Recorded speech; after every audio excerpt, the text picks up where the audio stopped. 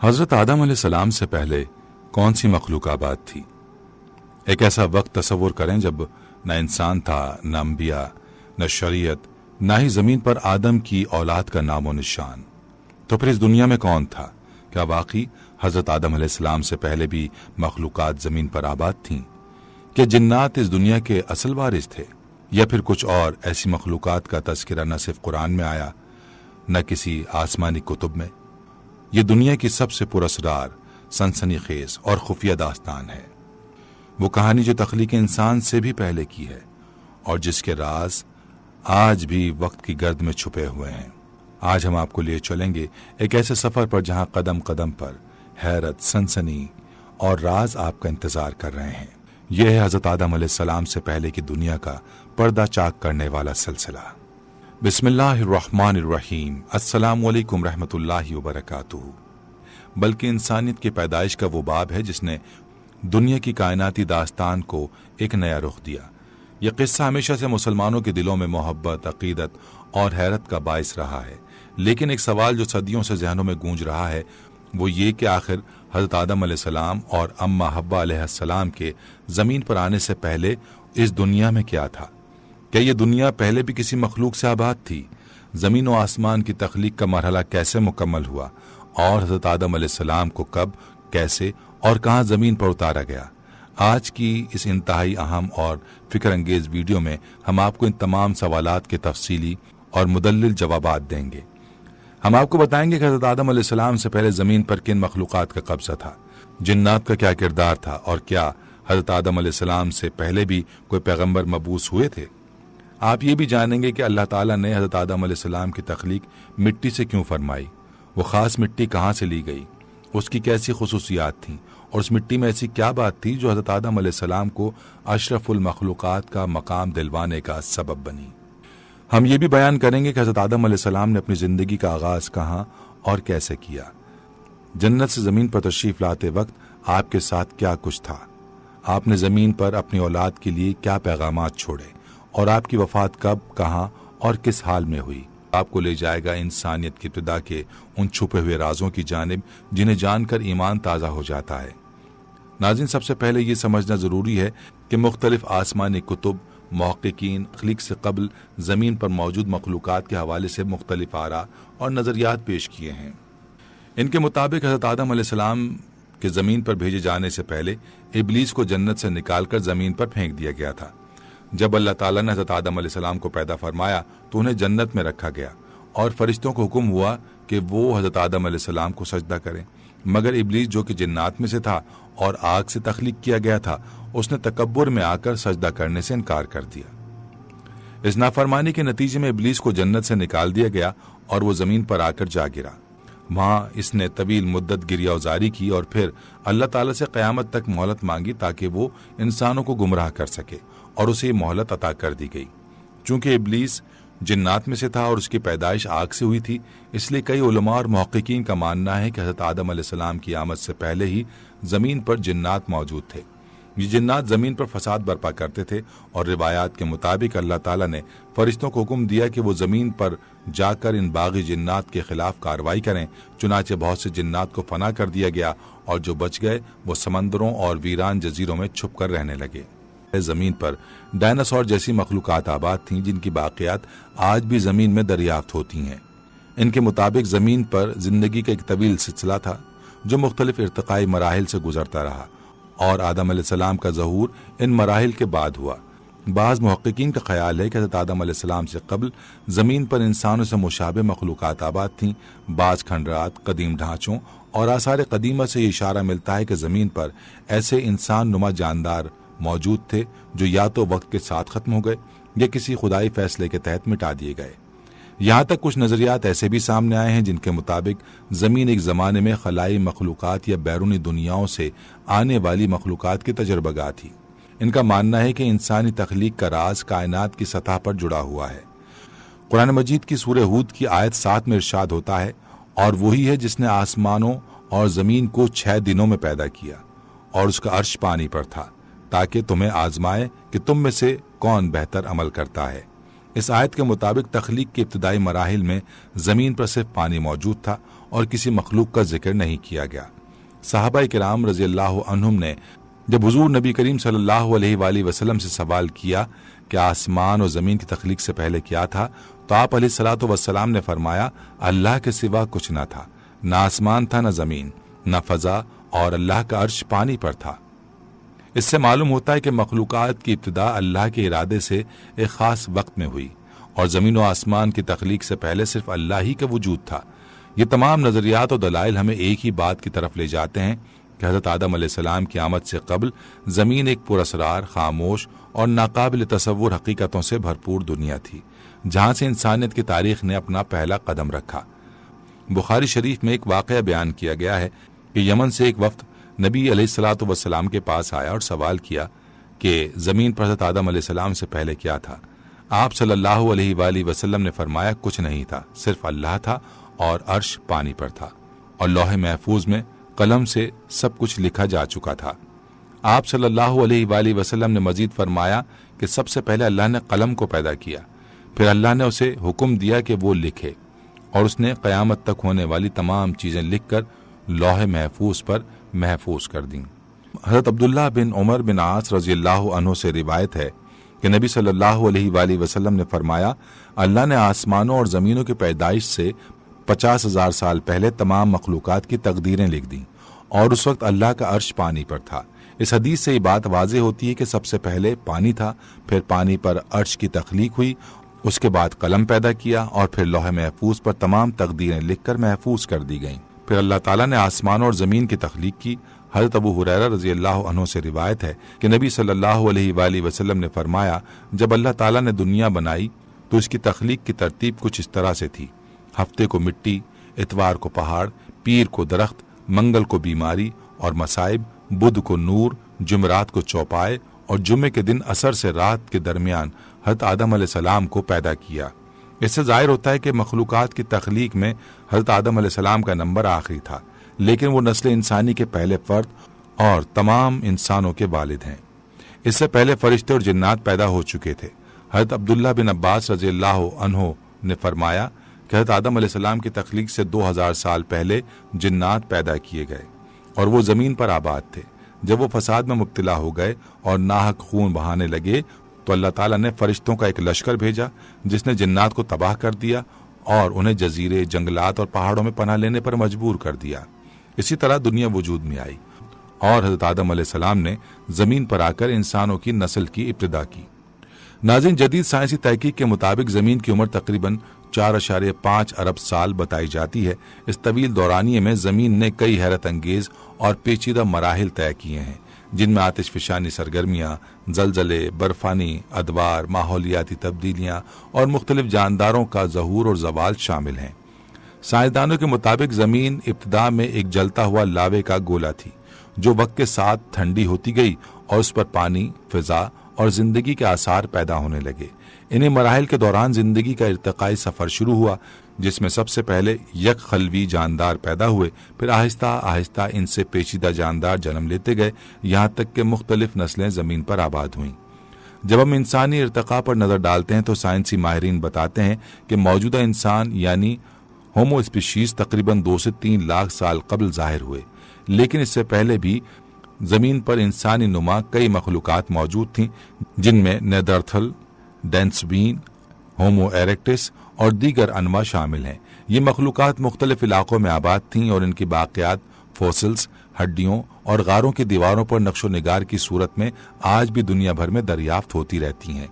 ان شواہد سے معلوم ہوتا ہے کہ یہ مخلوقات نہ صرف آگ کا استعمال جانتی تھیں بلکہ پتھر سے آلات بنانا، شکار کرنا اور قبائلی انداز میں رہنا بھی جانتی تھیں۔ ان کے دماغ کی ساخت اور جسمانی خد و خال سے اندازہ ہوتا ہے کہ وہ موجودہ انسان سے مختلف مگر ذہانت کے کئی درجوں پر فائز تھے۔ تاہم وقت گزرنے کے ساتھ ساتھ یہ تمام اقسام ختم ہو گئیں اور صرف ہومو اسپیشیز باقی رہ گئے جو آج کے دور کے انسان ہیں۔ یہ بات یاد رکھنی چاہیے کہ سائنسی نظریات، مشاہدات، تجربات، مفروضات پر مبنی ہوتے ہیں، اور جیسے جیسے تحقیق آگے بڑھتی ہے ان نظریات میں تبدیلی بھی آتی رہتی ہے۔ چنانچہ ماضی کی دنیا، خاص طور پر حضرت آدم علیہ السلام سے پہلے کا دور، آج بھی سائنسی دنیا کے لیے ایک معمہ اور تحقیق کا دلچسپ میدان ہے۔ اگرچہ سائنسی نظریات بہت کچھ بتاتے ہیں، مگر حتمی علم صرف اللہ تعالیٰ کے پاس ہے۔ صوفیانہ فکر اور فلسفہ انسان کی تخلیق صرف جسمانی یا حیاتیاتی پہلو سے نہیں دیکھتا، بلکہ روحانی اور کائناتی پہلو سے بھی غور کرتا ہے۔ مشہور صوفی بزرگ ابن عربی نے آدم اول اور آدم اکبر جیسے نظریات پیش کیے۔ ان کے مطابق آدم صرف ایک تاریخی شخصیت نہیں بلکہ کائناتی مظہر بھی ہے۔ آدم اول وہ پہلا انسان ہے جو زمین پر ظاہر ہوا، جبکہ آدم اکبر پوری انسانیت کی روحانی نمائندگی کرتا ہے، یعنی انسان کائنات کی عکاسی ہے اور اس میں خدائی صفات کا پرتو پایا جاتا ہے۔ یہ تصوف کا عمیق اور مجرد تصور ہے جو ظاہری حقائق سے زیادہ باطنی رموز کی طرف اشارہ کرتا ہے۔ اسلام میں ان تمام نظریات کا مطالعہ کرتے وقت ایک واضح اصول اپنایا جاتا ہے: عقیدے کی حدود میں رہنا اور علم غیب کو اللہ تعالیٰ کے سپرد کرنا۔ قرآن و سنت ہمیں یہ سکھاتے ہیں کہ حضرت آدم علیہ السلام پہلے انسان اور پہلے نبی تھے، اور یہی ہمارا عقیدہ ہے۔ جو باتیں واضح نصوص سے ثابت ہیں ان پر یقین رکھنا فرض ہے، اور جن باتوں کا علم نہیں یا جو غیر یقینی یا مفروضی بنیادوں پر ہیں ان پر یقین کرنا ضروری نہیں۔ اسلام سائنس کا مخالف نہیں، مگر ایمان کے دائرے میں صرف اسی بات کو شامل کرتا ہے جو قرآن و حدیث سے ثابت ہو۔ ناظرین، آئیے اس سوال کی طرف کہ حضرت آدم علیہ السلام کی تخلیق مٹی سے کیوں ہوئی اور وہ مٹی کہاں سے لائی گئی؟ حضرت آدم علیہ السلام کی تخلیق کسی والدین کے بغیر ہوئی۔ اللہ تعالیٰ نے انہیں مٹی سے پیدا کیا۔ روایات ہے کہ جب اللہ تعالیٰ نے حضرت آدم علیہ السلام کو پیدا کرنے کا ارادہ فرمایا تو حضرت اسرائیل علیہ السلام کو حکم دیا کہ وہ زمین سے مٹی لائیں۔ حضرت اسرائیل علیہ السلام نے آسمان سے اتر کر زمین سے مٹی کی ایک مٹھی اٹھائی اور پوری زمین کی اوپری پرت اس میں شامل ہو گئی، جس میں مختلف رنگوں اور کیفیتوں والی مٹی تھی، جیسے سفید، سیاہ، سرخ، زرد، نرم، سخت، تلخ، شیریں، نمکین وغیرہ۔ اور پھر اللہ تعالیٰ کے حکم سے اس مٹی کو مختلف پانیوں سے گوندنے کا عمل شروع ہوا، اور اس کے بعد وہ مٹی کیچڑ کی طرح ہو گئی۔ بعد ازاں یہ خشک ہو کر کھنکھناتی اور بچتی ہوئی مٹی بن گئی، جس سے حضرت آدم علیہ السلام کا پتلا بنایا گیا اور جنت کے دروازے پر رکھ دیا گیا۔ فرشتے اس منظر کو دیکھ کر حیران ہو گئے، کیونکہ انہوں نے ایسی شکل و صورت کی مخلوق کبھی نہیں دیکھی تھی۔ پھر اللہ تعالیٰ نے اس پتلے میں روح ڈالنے کا حکم دیا۔ جیسے ہی روح حضرت آدم علیہ السلام کے نتنوں میں پہنچی، آپ کو چھینک آئی، اور جب روح آپ کی زبان تک پہنچی تو آپ نے الحمدللہ کہا۔ آہستہ آہستہ روح پورے بدن میں پھیل گئی اور حضرت آدم علیہ السلام زندہ ہو گئے اور اللہ تعالیٰ کے حکم سے اٹھ کھڑے ہوئے۔ جب اللہ تعالیٰ نے حضرت آدم علیہ السلام کو مٹی سے پیدا کیا تو فرشتوں کو حکم دیا کہ وہ حضرت آدم علیہ السلام کو سجدہ کریں، لیکن ابلیس کے دل میں غرور تھا۔ وہ اپنے آپ کو حضرت آدم علیہ السلام سے بہتر سمجھتا تھا، کیونکہ وہ آگ سے پیدا ہوا تھا اور حضرت آدم علیہ السلام مٹی سے۔ اس نے سجدہ کرنے سے انکار کر دیا اور کہا، میں اس مٹی سے پیدا ہونے والے شخص کو کیوں سجدہ کروں؟ اس انکار کے نتیجے میں اللہ تعالیٰ نے ابلیس کو جنت سے نکال دیا اور اسے ملعون کر دیا۔ یہ وہ وقت تھا جب خیر اور شر کی طاقتوں کے درمیان جنگ کا آغاز ہوا اور یہ دشمنی قیامت تک جاری رہنی تھی۔ قدیم صحائف میں ذکر ہے کہ جب اللہ تعالیٰ نے حضرت آدم علیہ السلام کو سجدہ کرنے کا حکم دیا تو ابلیس نے حضرت آدم علیہ السلام پر حقارت سے تھوک دیا۔ وہ تھوک حضرت آدم علیہ السلام کے پیٹ پر گرا، اور اس کے بعد اللہ تعالیٰ نے حضرت جبریل علیہ السلام کو حکم دیا کہ وہ اس تھوکے والی مٹی نکالیں۔ حضرت جبریل علیہ السلام نے جب اس مٹی کو نکالا تو آدم علیہ السلام کے پیٹ پر ایک چھوٹا سا سوراخ بن گیا، جو آج بھی ہمارے جسم میں ناف کی صورت میں موجود ہے۔ کہا جاتا ہے کہ اللہ تعالیٰ نے اس ناف کی مٹی جس پر ابلیس نے تھوکا تھا، کتے کو پیدا کیا۔ کتوں کی تخلیق کے بارے میں ایک اور روایت یہ ہے کہ جب حضرت آدم علیہ السلام اور حضرت حوا علیہ السلام کو زمین پر بھیجا گیا تو شیطان نے زمین کے درندوں کو ورغلایا تاکہ وہ ان دونوں کو نقصان پہنچائیں۔ اس پر اللہ تعالیٰ نے کتے کو پیدا کیا تاکہ وہ حضرت آدم علیہ السلام اور حضرت حوا علیہ السلام کو ان درندوں سے بچائے۔ یوں کتے کی پیدائش حضرت آدم علیہ السلام کی زمین پر بھیجے جانے کے فوراً بعد ہوئی، اور وہ ان کی حفاظت کے لیے اللہ تعالیٰ کے حکم سے پیدا ہوا۔ اس حدیث میں بیان کیا گیا ہے کہ حضرت آدم علیہ السلام کا جس مٹی سے پتلا بنایا گیا وہ مختلف رنگوں، مختلف قسم کی مٹھیوں کا مجموعہ تھی۔ اس کے نتیجے میں انسانوں میں مختلف رنگ، قومیں اور مزاج پائے گئے۔ حضرت موسیٰ اشعری رضی اللہ عنہ سے روایت ہے کہ نبی کریم صلی اللہ علیہ وآلہ وسلم نے فرمایا کہ اللہ تعالیٰ نے حضرت آدم علیہ السلام کو ایک مٹھی مٹی سے پیدا کیا، اور یہ مٹی زمین کے مختلف حصوں سے جمع کی گئی تھی۔ اس کے نتیجے میں حضرت آدم علیہ السلام کی نسل میں مختلف رنگ و زبان کے لوگ پائے جاتے ہیں۔ حضرت آدم علیہ السلام کی کنیت ابو محمد یا ابو البشر ہے، اور آپ کا لقب خلیفۃ اللہ ہے۔ آپ اللہ تعالیٰ کے پہلے نبی ہیں اور اس دنیا میں سب سے پہلے انسان کی حیثیت رکھتے ہیں۔ آپ نے 960 برس کی عمر پائی اور آپ کی وفات کے وقت آپ کی اولاد کی تعداد 1 لاکھ تک پہنچ چکی تھی، جو مختلف صنعتوں اور عمارتوں کے ذریعے زمین کو آباد کر چکی تھی۔ جب اللہ تعالیٰ نے حضرت آدم علیہ السلام کو جنت میں رہنے کا حکم دیا تو آپ جنت میں کچھ وقت تنہا رہے، جس کی وجہ سے آپ دل کی کچھ کمی محسوس کرنے لگے۔ پھر اللہ تعالیٰ نے آپ پر نیند کا غلبہ فرمایا اور آپ گہری نیند میں سو گئے۔ نیند کی حالت میں ہی اللہ تعالیٰ نے حضرت حوا علیہ السلام کو حضرت آدم علیہ السلام کی بائیں پسلی سے پیدا فرمایا۔ جب حضرت آدم علیہ السلام بیدار ہوئے تو انہوں نے اپنی نظر میں ایک نہایت حسین و جمیل عورت کو پایا جو ان کے پاس بیٹھی ہوئی تھی۔ آپ نے حیرانی سے پوچھا، تم کون ہو اور یہاں کیا کر رہی ہو؟ تو حضرت حوا علیہ السلام نے جواب دیا، میں آپ کی بیوی ہوں اور اللہ تعالیٰ نے مجھے آپ کی زندگی کا ساتھی بنانے کے لیے پیدا کیا ہے تاکہ آپ کو سکون اور راحت ملے اور ہم دونوں ایک دوسرے کے ساتھ خوش رہیں، پیار اور محبت کی زندگی گزاریں اور اللہ تعالیٰ کی نعمتوں کا شکر ادا کریں۔ قرآن مجید میں اللہ تعالیٰ نے حضرت حوا علیہ السلام کے بارے میں فرمایا کہ اللہ نے حضرت آدم علیہ السلام کے لیے اسی میں سے ان کا جوڑا پیدا کیا اور ان دونوں سے بہت سارے مرد اور عورتیں پھیلا دیں۔ اس سے یہ ظاہر ہوتا ہے کہ حضرت آدم علیہ السلام اور حضرت حوا علیہ السلام کی تخلیق کا مقصد صرف انسانوں کی نسل کی ابتدا کرنا تھا، بلکہ اللہ تعالیٰ کی عظیم حکمت کا حصہ تھا کہ انسانوں کو زندگی کا اصل مقصد یعنی اللہ کی عبادت اور اس کی نعمتوں کا شکر گزار ہونا سکھایا جائے۔ اس طرح حضرت آدم علیہ السلام اور حضرت حوا علیہ السلام کی تخلیق اور ان کی زمین پر آمد کی کہانی ایک اہم پیغام دیتی ہے کہ اللہ تعالیٰ کی حکمت اور منصوبہ بندی میں ہر چیز کا ایک مقصد اور معنی ہوتا ہے، اور انسانوں کی تخلیق کی اصل غرض اللہ تعالیٰ کے قریب پہنچنا اور اس کی رضا کے لیے زندگی گزارنا ہے۔ حضرت آدم علیہ السلام کی تخلیق اور ان کے زمین پر آنے کے حوالے سے ایک اہم سوال یہ ہے کہ حضرت آدم علیہ السلام کے زمین پر آنے کے بعد کتنے سال گزر چکے ہیں اور وہ کہاں اترے تھے۔ یہ سوالات مختلف روایات میں مختلف انداز میں بیان کیے گئے ہیں۔ ایک روایت کے مطابق حضرت آدم علیہ السلام مکہ اور طائف کے درمیان واقع ایک علاقے دجنہ میں اترے تھے۔ بعض مورخین اور مفسرین کا کہنا ہے کہ حضرت آدم علیہ السلام صفا پہاڑ پر اترے تھے جو مکہ مکرمہ میں واقع ہے۔ جب آدم علیہ السلام اور حضرت حوا علیہ السلام کو جنت سے نکالنے کا وقت آیا تو اللہ تعالیٰ کے حکم پر حضرت جبریل علیہ السلام نے دونوں کو جنت سے نکال کر زمین پر بھیج دیا۔ حضرت آدم علیہ السلام نے حضرت حوا علیہ السلام کا ہاتھ تھام کر کہا، اب ہمارے لیے غربت اور بے کسی کا وقت شروع ہو چکا ہے۔ اس موقع پر حضرت جبریل علیہ السلام نے آ کر کہا، دونوں کو الگ الگ جگہوں پر اتارنا اللہ کا حکم ہے، اور پھر حضرت آدم علیہ السلام نے حضرت حوا علیہ السلام کا ہاتھ چھوڑ دیا۔ حضرت آدم علیہ السلام کو سری لنکا کے علاقے سراندیپ میں اتارا گیا، جبکہ حضرت حوا علیہ السلام کو سعودی عرب کے شہر جدہ کے قریب اتارا گیا۔ اس وقت کے مطابق سراندیپ اور جدہ کے درمیان تقریباً 2100 میل کا فاصلہ تھا۔ حضرت آدم علیہ السلام کی جنتی زبان عربی تھی، لیکن جب آپ زمین پر اترے تو وہ زبان بھلا دی گئی اور آپ کو سریانی زبان عطا کر دی گئی۔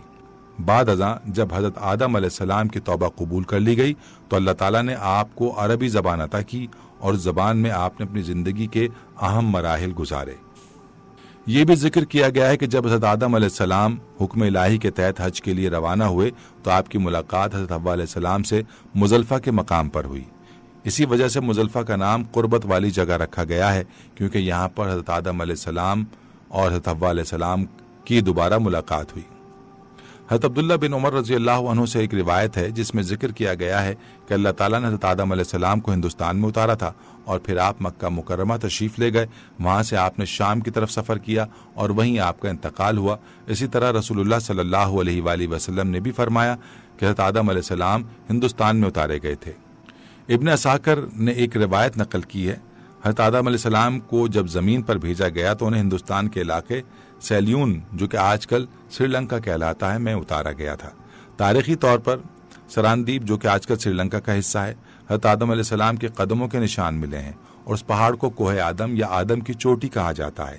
یہ پہاڑ سری لنکا کی دوسری سب سے بلند چوٹی ہے اور یہاں حضرت آدم علیہ السلام کے قدموں کے نشانات کو تاریخی طور پر منسوب کیا جاتا ہے۔ ناظرین، اب آئیے اس پر بات کرتے ہیں کہ حضرت آدم علیہ السلام کا پہلا کھانا اور لباس کیا تھا۔ روایات میں آتا ہے کہ حضرت آدم علیہ السلام جنت میں 100 سال یا 60 سال رہے۔ اس دوران انہیں جنت کے کسی بھی حصے میں جانے کی آزادی تھی سوائے شجر ممنوعہ کے۔ شیطان ان کا کھلا دشمن تھا اور ان دونوں کو اللہ تعالیٰ کے حکم کے خلاف ورزی کرنے پر مجبور کرنے کی کوشش میں لگا ہوا تھا۔ شیطان نے حضرت آدم علیہ السلام اور حضرت حوا علیہ السلام کے دلوں میں وسوسے ڈالے اور انہیں کہا کہ تمہیں اس درخت سے پھل اس لیے نہیں کھانے دیا گیا کہ کہیں تم دونوں ہمیشہ زندہ رہنے والے نہ بن جاؤ یا کہیں تم فرشتے نہ بن جاؤ۔ شیطان کی یہ باتیں حضرت حوا علیہ السلام کو سوچنے پر مجبور کر گئیں، اور اس کے بار بار وسوسہ ڈالنے کے بعد حضرت حوا علیہ السلام نے حضرت آدم علیہ السلام سے کہا کہ ہم اس شجر ممنوع کا کچھ حصہ کھا کر تو دیکھیں۔ شروع میں حضرت آدم علیہ السلام اس بات کے لیے تیار نہ تھے، مگر حضرت حوا علیہ السلام کے اصرار پر وہ راضی ہو گئے۔ دونوں نے اس درخت کا پھل کھا لیا، اور جیسے ہی پھل کھایا ان کی سترگاہیں ایک دوسرے پر عیاں ہو گئیں۔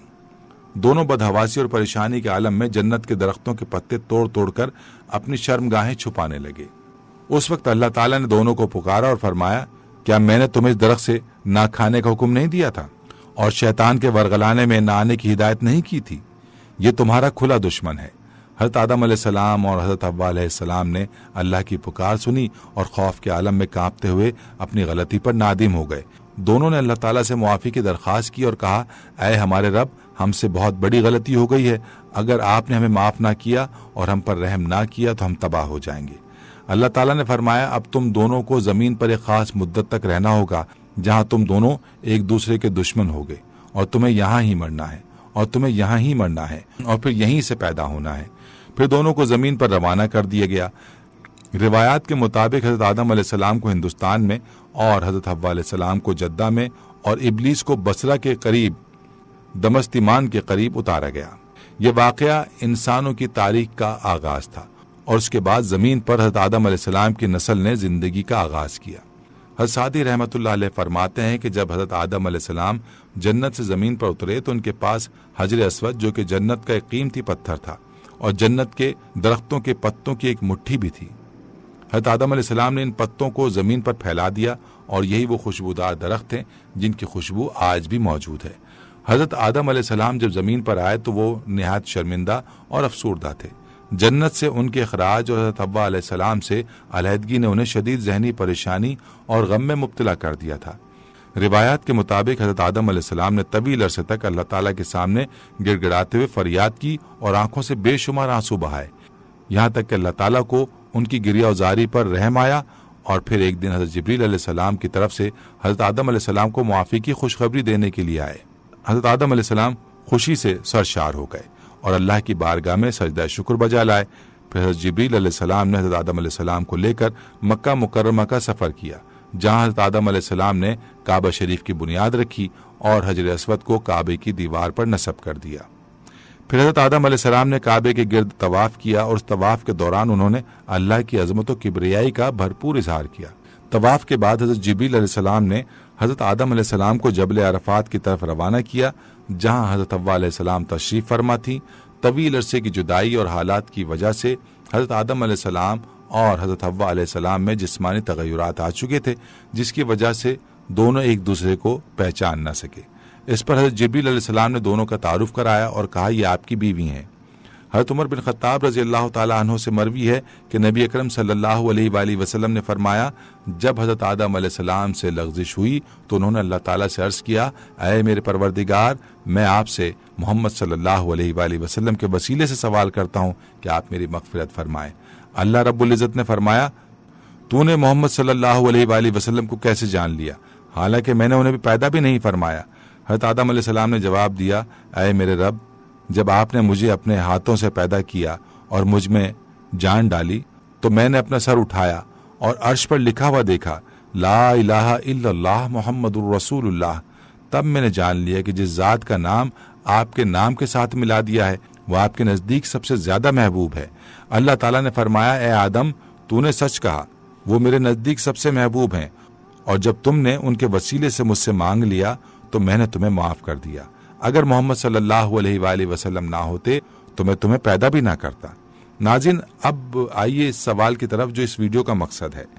دنیا میں حضرت آدم علیہ السلام سے پہلے کون سے پیغمبر کا ذکر ملتا ہے؟ تو اس کا جواب یہ ہے کہ حضرت آدم علیہ السلام سے قبل اللہ تعالیٰ نے جنات میں بھی ایک پیغمبر مبعوث کیا تھا۔ جنات اللہ کی مخلوق ہیں جنہیں انسان کی پیدائش سے قبل پیدا کیا گیا تھا۔ بعض محققین اور تاریخ دانوں کا کہنا ہے کہ جنات کو حضرت آدم علیہ السلام کی تخلیق سے بھی 2000 سال قبل پیدا کیا تھا۔ قرآن حکیم میں اس کا ذکر اس طرح آیا ہے کہ اور ہم نے انسان کو کھنکھناتے ہوئے گارے سے پیدا کیا اور جنات کو اس سے بھی پہلے دھوئیں کی آگ سے پیدا کیا۔ ایک اور جگہ پر اللہ تعالیٰ فرماتا ہے اس نے انسان کو بجنے والی مٹی سے پیدا کیا اور جنات کو آگ کے شعلے سے پیدا کیا۔ ابن کثیر نے ان آیات کی تفسیر میں لکھا کہ سلسال سے مراد وہ خشک مٹی ہے جس میں آواز ہو، اور فخار وہ مٹی ہے جو آگ میں پکی ہوئی ہو۔ مارج سے مراد پہلا جن ہے جسے ابو الجن کہا جاتا ہے، جیسا کہ حضرت آدم علیہ السلام کو ابو آدم کہا جاتا ہے۔ یہاں مارج سے مراد جنوں کا باپ یا جن کی جنس ہے، اور نار سے مراد ایک خاص قسم کی آگ ہے، نہ کہ وہ آگ جو لکڑیاں یا کوئلے سے پیدا ہوتی ہے۔ مارج کے معنی ہے خاص شعلہ جس میں دھواں نہ ہو۔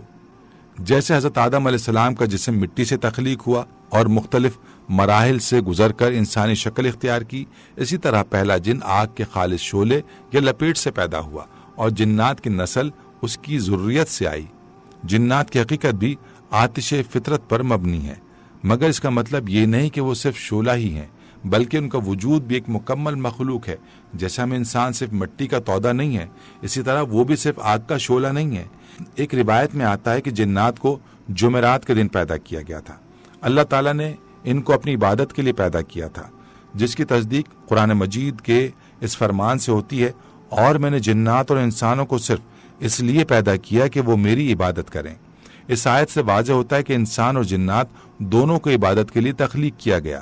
حضرت آدم علیہ السلام کی خلقت سے پہلے جنات میں بھی پیغمبر مبعوث ہوئے تھے، کیونکہ اللہ تعالیٰ قرآن پاک میں فرماتا ہے جنات اور انسانوں کا مقصد عبادت اور کمال تک پہنچنا ہے۔